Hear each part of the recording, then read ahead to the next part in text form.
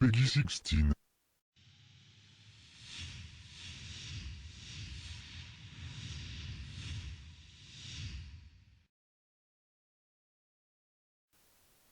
Synesthésie.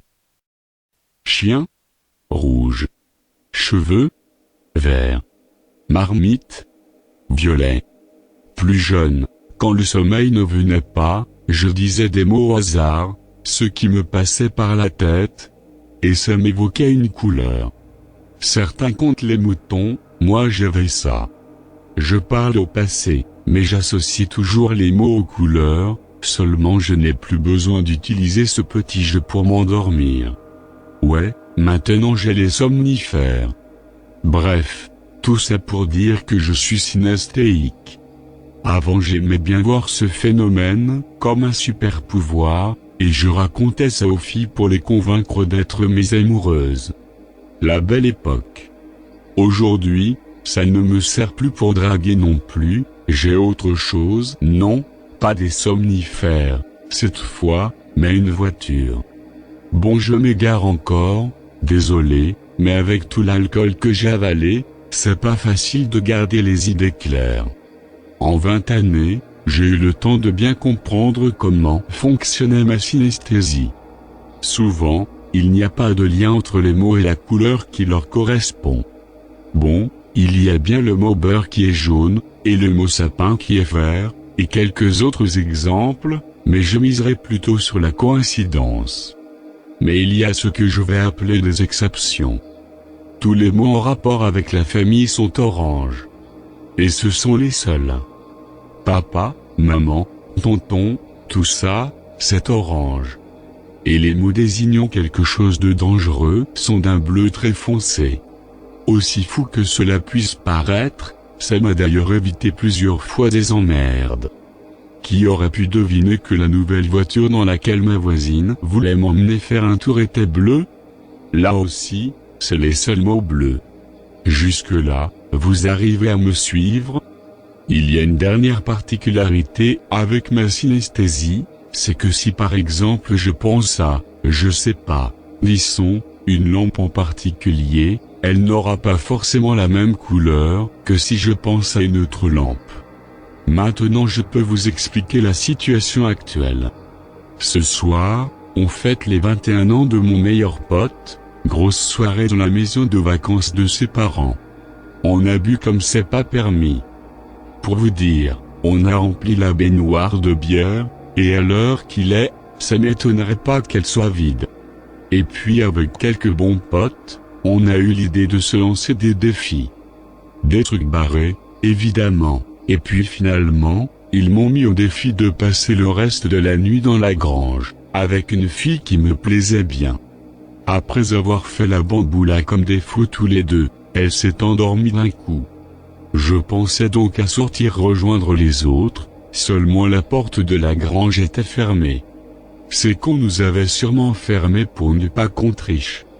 Je me suis dit que j'allais juste dormir, allongé dans un tas de paille, mais impossible de m'endormir. J'avais prévu de passer toute la nuit éveillé, donc mes somnifères étaient restés chez moi, à Toulouse. Et puis il y avait cette porte tout au fond de la grange. Elle était en bois, mais un peu pourrie. On aurait pu penser que ça rendrait l'ouverture plus simple, mais non. On a essayé avec ma compagne d'un soir, mais elle était bloquée, comme s'il y avait quelque chose de lourd derrière. Je l'avais vite oublié, mais là, j'ai commencé à entendre du bruit venant de derrière cette porte. Ça faisait comme des petits coups, à un rythme régulier. Ouais, je sais, ça pourrait être n'importe quoi, mais là je flippais vachement. Je m'imaginais tous les scénarios possibles, du malade avec un crochet en guise de main jusqu'à l'animal sauvage, ou pourquoi pas une bête mutante cachée depuis des jours, des mois, ou qui sait, des années derrière cette porte, et affamée. Peut-être qu'on avait déclenché ou réveillé quelque chose en essayant d'ouvrir. J'hésite à réveiller celle qui dormait toujours à poing fermé, mais je ne voulais pas non plus passer pour un lâche. Pourtant, elle était vraiment effrayante, cette porte au fond de la grange. Vers où pouvait-elle bien mener?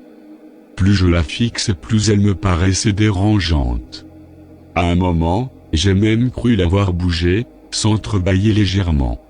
J'ai cligné des yeux, mais non, elle était toujours en place. En fait, c'était ça le problème. C'est qu'elle bougeait pas. J'aurais préféré une vieille porte qui grince, ou qui s'ouvre toute seule, plutôt que ce tas de planches et ces petits coups. Je délirais. Fallait absolument que je pense à autre chose, alors j'ai joué à mon petit jeu de synesthésie. J'étais en train de tomber dans les bras de Morphée, mais il y a 2 minutes, j'ai entendu un autre bruit venir de la porte du fond. C'est pour ça que j'ai pris mon téléphone, je me dis que peut-être qu'en écrivant mon histoire je me rendrai compte de l'absurdité de ma peur. Mais ce bruit était beaucoup plus fort que les autres. Cette fois, ça ressemblait à quelqu'un qui se jetterait de toutes ses forces contre la porte pour essayer de sortir. Ou alors c'est mon imagination. Je dois garder mon attention sur le jeu et la nuit passera vite, je crois que le jour va bientôt se lever, et techniquement il devrait venir nous ouvrir. Lapin? Marron. Je sais que je dois pas y penser, mais j'y arrive pas. Papier? Violet. Plus j'essaye de pas y penser, plus j'y pense. Serviette? Rose. Faut que j'arrête d'y penser putain. Porte? Bleu foncé. Tu peux liker d'un pouce ensanglanté, je te préviens t'abonner à cette chaîne te plongera dans un cauchemar sans fin, alors abonne-toi.